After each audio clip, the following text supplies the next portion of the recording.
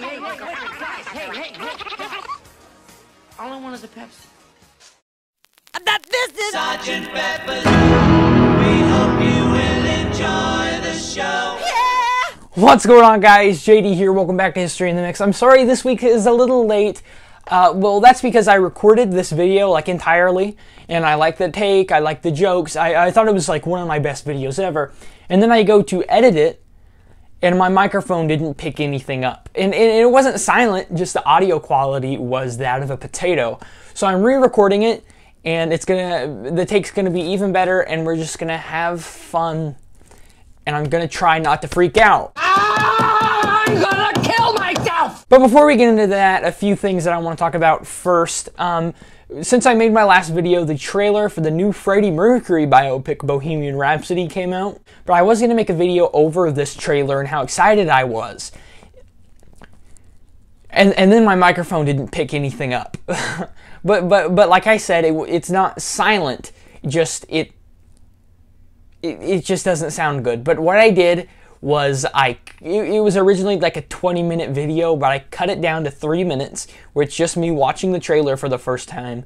And so I uploaded that to the second channel, and you guys can go watch it. I'm sorry the audio quality sucks, but you guys can just see my excitement. But I hope you guys enjoy that. And so feel free to go talk about the trailer in the comments on that video. And I do hope to do a movie review on this channel when I finally do see it, and I cannot wait to see it. This is when the operatic section comes in. Now, recently, the fan community has been freaking out over a new promotion that Pepsi has put on. I talked about it a little bit in the news roundup, but essentially what they're doing is they're relaunching an old ad campaign where they're putting commercials of the past on their Pepsi cans. Britney Spears is on one, Ray Charles is on one, all people that are synonymous with Pepsi. But somebody else that's synonymous with Pepsi is Michael Jackson, and he is gracing the Pepsi can cover for a limited time. Currently, it's only in the US in the making of this video, but the estate has revealed that it's going to be other places soon. But when you say Michael Jackson and Pepsi in the same sentence, usually somebody brings up the incident. It's a story that changed Michael's life forever, and I'm going to tell that story to you guys, my thoughts on it, etc. But first, I just thought we'd not sponsored.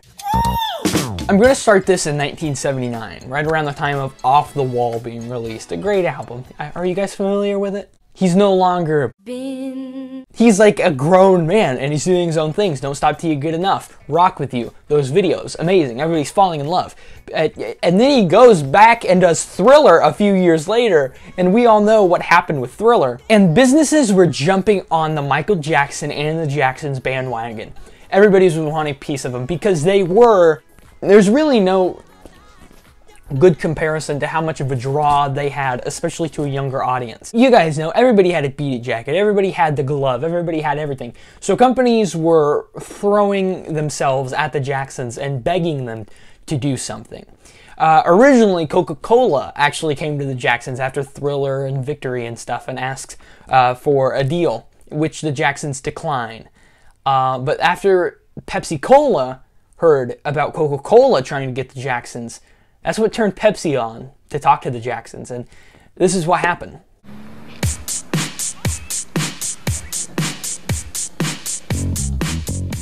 In November 1983, less than 1 year after Thriller, Michael and the rest of the Jacksons finally struck a $5 million partnership with Pepsi and became the first pop stars to front their campaign.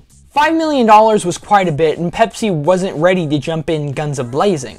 Quote, when Jackson suggested using his song Billie Jean as the jingle, Pepsi was sold. Now, out of this whole collaboration, we got the iconic Pepsi Generation commercials starring Michael, the Jacksons, and Carlton from Fresh Prince of Bel-Air. And that's all fine and dandy, a great ad, probably my favorite Michael Jackson commercial, because you guys know, first episode of History in the Mix, what was it?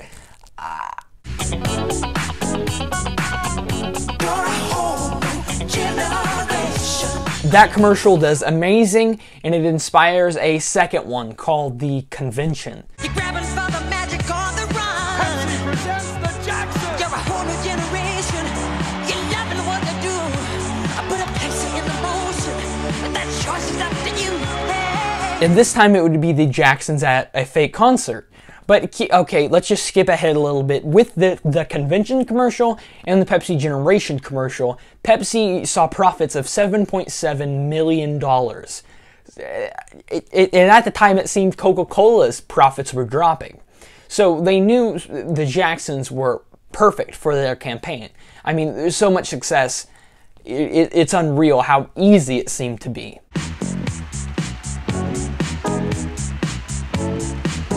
Back to the Convention. It's not really a complicated commercial as much as Pepsi Generation, where it was just, yeah, they were really just singing a song, they were singing a jingle, nothing too big. How it would go, the Jacksons would be on the stage, something would happen, Michael would be at the top of stairs, hee hee, woo, ow! And he would walk down the stairs, fireworks, and he'd come down, sing the song, whatever. And everything went good, and they were going to film. They did the first take, and it went great. They did the second take, it went great. And then around the sixth take of this commercial, which I take videos a lot, and I have multiple takes, I have cuts, you guys know, but 6 is quite a bit, a little extreme, but you know, whatever. And Michael was at the top of the stairs, getting ready to go down for the 6th time, and the fireworks went off too quickly and caught his hair on fire. This happened because his head was heavily jerry curled, and all the gel and the hairspray, it caused the fire. Though Michael didn't know he was burning, so he kept dancing until he reached the bottom of the steps. There, stagehands would literally jump on top of him, desperately trying to put out the flames. After the fire was put out, MJ was quickly and quietly bandaged and rushed to the nearest hospital. The thousands of extras in attendance weren't told anything more than filming was stopped for the day. Once at the hospital, it was revealed Jackson had suffered severe burns to his scalp, face, and body. He, quote, was noticed to be quite shaken up with a palm-sized area of second and small area of third-degree burns, says Michael's doctor at the time, Stephen Hoflin. While in the hospital, Michael was prescribed multiple pain medications, one called Darvocet, which has since been pulled from the US market after the FDA found numerous health risks. Though after taking this medication, Michael is reported as being, quote, less anxious and fearful from the incident.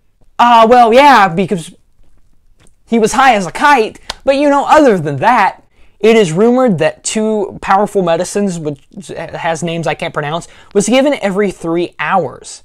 At night, he was then given the god of these sedatives, Dalvane.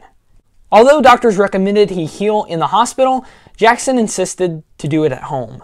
The media had a field day with this. Some people reported Michael Jackson was dead. Some people reported his hair was it was a big, big thing. There was nothing else like this, and there hasn't been since. This was the star of the show. This was the god.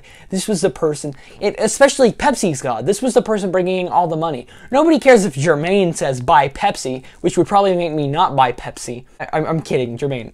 I'm kidding.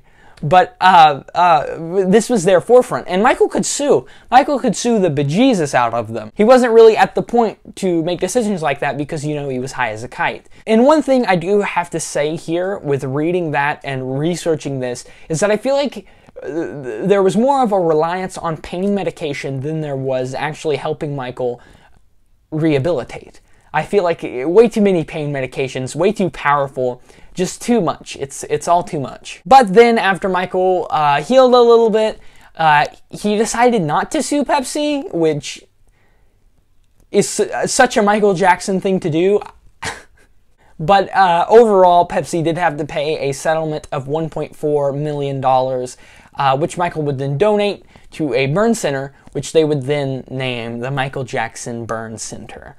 I'm sure a lot of people are scared that a teenager is just giving off these facts. Usually I would read them, but I've already done this video once, so I already know everything. Ba-bam.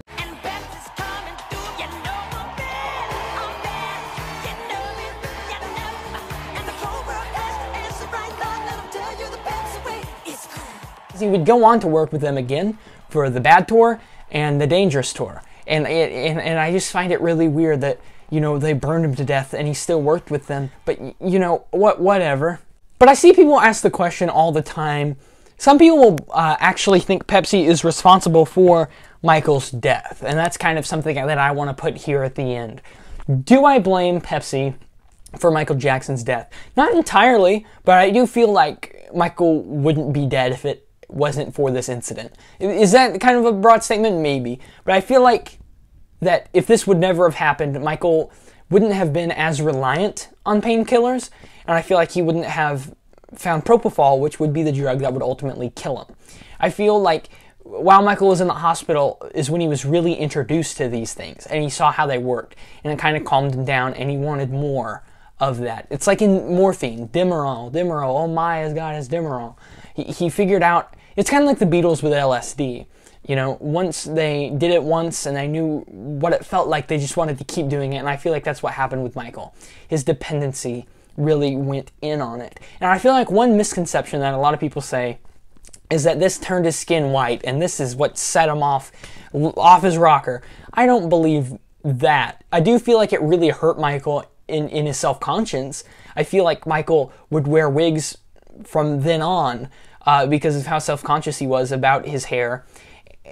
And this really did mess with the rest of his life. I don't feel like Michael was ever truly the same after this incident. And I just think about how different life would have been if this never would have happened. He never would have had to have taken time off. Just so much stuff would be different. And I honestly think Michael would still be with us. We're getting too sad here. But yeah, Michael Jackson is on the cover of Pepsi on the cans. He's on the diet can and the normal can, and he's also in the bottles that you guys can buy at gas stations right here. They look really cool. I don't even drink diet. I bought it and poured it down the drain because it's trash. Diet Pepsi is trash. It is legitimately liquid trash. They both look really cool. This reminds me a lot more of the Bad Tour. I mean, I know it's a Bad Tour picture, but just the Diet Pepsi, I don't know. For some reason, I identify that with the Bad Tour.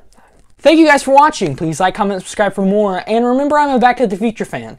And Pepsi and Back to the Future are synonymous, so please bear with me as I put in another Back to the Future Pepsi reference. All right, give me a Pepsi free. You want a Pepsi, pal? You're gonna pay for it. Follow me on Twitter and Instagram at Mixing History. I post out pretty good stuff, if I do say so myself. So please like, comment, subscribe for more. Make that change. We're Audi 5000. Wait, no, that's somebody else's thing. But yeah, I bought like 4 Elvis movies, G.I. Blues, King Creole, and like a big 4 set. So I'm going to go watch a bunch of Elvis. I have been for the past few days. I'm really liking it. Just watch Yes Rock on Blu-ray. Fun times, fun times. Hello, this is Michael Jackson. Thank you so much for being here. More to come. Keep checking in.